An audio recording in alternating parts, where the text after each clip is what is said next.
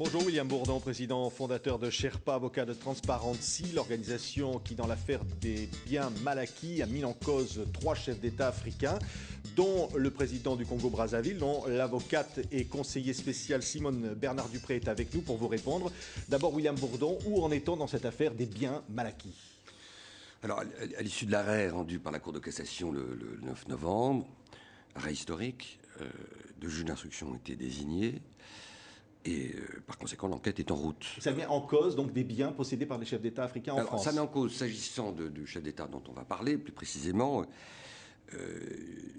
18 propriétés référencées, identifiées pour l'instant par les services de police. Il y en a sans doute d'autres. Lui et son clan. Et lui, vous voulez dire? Denis Sassou Nguesso et son clan. Et plus d'une centaine de comptes bancaires. Mais je dis tout de suite, à l'attention des auditeurs, que ça n'est que la face immergée de l'iceberg. Alors, il y a d'autres biens qui ont été identifiés pour la famille Bongo et également pour la famille Obiang. En Guinée équatoriale. En Guinée équatoriale, et je précise également qu'il y a 2 enquêtes préliminaires qui peut-être vont se raccrocher au wagon judiciaire qui concernent les biens de Bia, le Cameroun, et de Dos Santos, l'Angola. Donc vous voyez bien que c'est une grande saga judiciaire qui est en train de se mettre en route. Oui. Maître Simone Bernard-Dupré, merci d'être avec nous. Vous êtes l'avocat conseiller spécial de Denis Sassou Nguesso, mis en cause à l'instant, on vient de l'entendre. Qu'est-ce que vous répondez à ces accusations? Je réponds 2 choses. D'abord à vous, Monsieur Simonin. Vous ne faites d'ailleurs, c'est un illustre, c'est un exemple. Vous reproduisez cette expression qui est devenue une expression toute faite, bien mal acquis. Bien mal acquis, pourquoi? Je sais qu'en France, nous sommes pour le moment, encore il existe une présomption d'innocence pour l'instant, jusqu'à ce que ces ONG qui ont décidé d'être véritablement le parquet, la société civile, les nouveaux shérifs, Zorro, tout ce que l'on veut, eh bien, pour l'instant, il n'y a pas encore de présomption de culpabilité. Donc, je voudrais déjà qu'on commence par supprimer cette expression de bien mal acquis, c'est le premier point.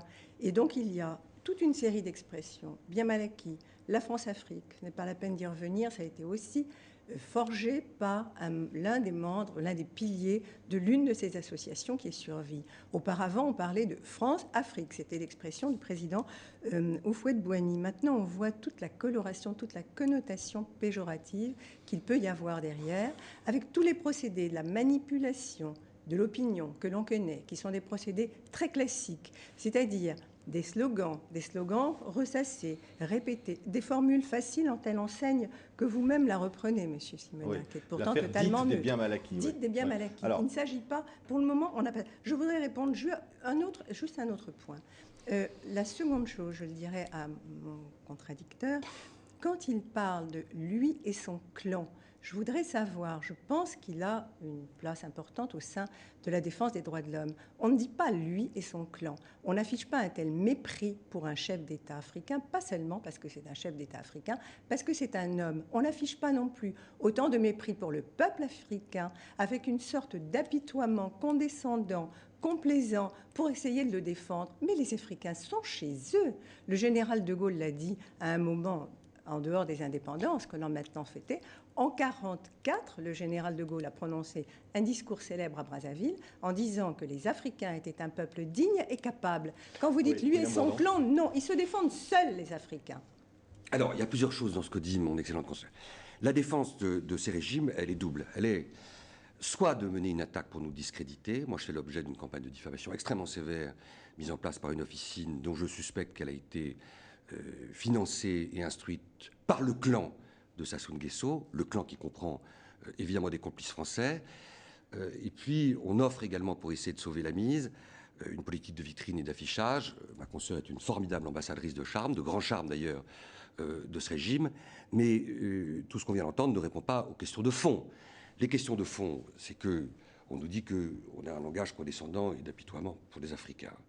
Et on se pose comme défenseur de l'Afrique. Mais enfin, il suffit d'aller dans ces régimes, dans ces pays où une personne sur 2 vit avec parfois moins d'$1 par jour, alors que les réserves de pétrole sont gigantesques. Il y aurait tous les moyens, si on distribuait normalement les richesses, d'éviter une paupérisation galopante. Donc le mépris, madame, pour le peuple africain, il est de votre côté. Il est du côté du chef d'État que vous incarnez, il n'est pas de notre côté. Et si on vous communiquait les centaines de mails qu'on a reçus quand on a obtenu cette victoire devant la Cour de cassation, de familles africaines, de magistrats, d'avocats, de journalistes qui nous ont téléphoné en disant on ne peut pas donner notre nom, on est obligé de préserver notre anonymat, bravo pour ce que vous faites, parce que vous ouvrez une porte sur l'obscurité dans laquelle nous sommes, eh bien, je pense que vous tiendrez peut-être un raisonnement un peu moins consternant. Alors, oui. la réalité, juste un mot encore. Est-ce que Paul Wolfowitz, l'ancien patron de la Banque mondiale, est-ce que le directeur du FMI sont à ma solde? Est-ce que ce sont des gauchistes imbéciles alors qu'ils n'ont cessé de stigmatiser? C'est pas moi qui l'ai écrit, madame. Relisez les rapports de la Banque mondiale et du FMI, qui, bien avant Transparency International, bien avant Sherpa, ont dénoncé, stigmatisé, documenté le pillage systématique des ressources publiques nationales auxquelles se livre nuit et jour votre client. Alors je réponds. En premier lieu, je reviens d'abord à ce qu'a dit Paul Wolfowitz. Bon, on sait aussi qu'il a eu quelques problèmes, donc je ne parlerai pas de ça. On va m'attaquer ensuite, on va dire que j'ai diffamé. Mais ce n'est pas ça. Il a critiqué quoi, surtout? À un moment, une note d'hôtel du président Sassou. 140 000 €, puisque vous en parlez. Voilà, qui était comme tous les chefs d'État. Oh, pardon, je ne dis rien. On ne s'est jamais penché sur les notes d'hôtel de notre président ou d'autres présidents. Je voudrais savoir pourquoi vous avez ce président africain, enfin, et les autres, dans le collimateur. Pour quelle raison? Alors, d'ailleurs, j'en viens, je fais une parenthèse. Enfin, le FMI a dit bien plus que ça. Il a évalué le montant des sommes détournées du pétrole à un montant de l'ordre de 250 millions de dollars. Alors là, donc parlons des 250 millions de dollars, madame, c'est beaucoup plus intéressant que les 140. Je crois que vous en êtes encore à l'antéchrist. Moi, j'y étais il y a environ un mois. Et il y avait précisément un rapport du FMI qui a été rendu à ce moment-là. Le rapport du FMI a dit à ce moment-là que la croissance du pays était suffisante et que le FMI, si vous voulez, je vous le montrerai, ce rapport, il est à votre disposition, que la croissance du pays était suffisante et telle que le FMI se proposait d'être un partenaire pour que le Congo devienne un pays émergent. Vous savez ce que c'est qu'un pays émergent. Donc je pense que ce satisfecit du FMI et de ce rapport officiel du FMI devrait vous suffire sans que vous remontiez à des périodes qui sont dans une jeune démocratie en avance. Pour quelle raison? Vous ne connaissez pas Brazzaville, vous ne savez pas ce qui s'y passe. Quant à vos officines, mais à ce moment-là, je vous trouve des opposants partout en France. Il y a combien d'opposants? Au moins 50%, au moins 40%. Moi, j'ai d'autres rapports aussi. J'ai également des Congolais qui sont là-bas et qui me disent, d'abord, première chose, qui nous disent maintenant la France, ça suffit. Pourquoi nous attaquez-vous comme ça? Quand j'y étais, il y avait des bannières partout en disant ne touchez pas à mon président. Le peuple congolais est derrière son président. Et je dois vous dire, quand je vous ai dit tout à l'heure que vous étiez les nouveaux shérifs, que vous ne pouvez pas vous substituer à la société civile là-bas, qui est quoi? Le corps électoral. Il a élu le président. Très rapidement. Très rapidement. Il ne s'agit pas de se substituer à la société civile. La société civile congolaise à Brazzaville, j'ai été plusieurs fois madame. J'ai défendu des opposants. Madame, je ne suis pas là pour subir un interrogatoire de votre part, surtout pas de votre part. Donc la société civile, on sait dans quel état elle est au Congo. Bruno Sebi, qui était un ami, qui voulait rejoindre la plainte, bien mal acquis. Si vous préférez bien détourné, bien volé, on peut dire bien détourné, bien volé. Cet homme a péri avec ses 2 filles dans un incendie criminel au moment où il a dénoncé le fait que votre client recourait contre l'avis du FMI, c'était il y a 1 an et demi, à des mécanismes de préfinancement qui sont autant de véhicules d'évaporation d'un certain nombre de deniers publics. La réalité, elle est très simple. Elle est cauchemardesque aujourd'hui pour le peuple congolais, en raison du fait, mais pas simplement, en raison du fait que Denis Sassou Nguesso, en dépit des apparences, continue une politique de pillage systématique des ressources publiques de son pays. Madame Erard-Dupré, un mot, c'est pour conclure, quelques secondes. D'abord, quand vous dites bien, pardonnez-moi, mais je pense qu'il y a vraiment ou une très grande mauvaise foi, ou le fait que vous instrumentalisez tout le monde, ou que vous êtes vous-même instrumentalisé, je me pose la question.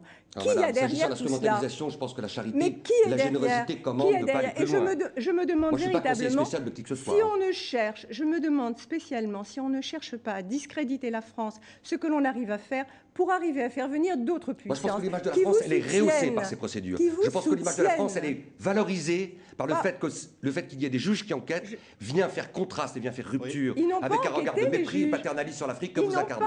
Le parquet n'a pas du tout, pour l'instant, dit son dernier mot. Le parquet nous lui avons demandé de prendre des réquisitions, de non informer. Je pense qu'il va nous suivre. Manifestation de mauvaise humeur de Sassou Nguesso et c'est prendre en otage le parquet.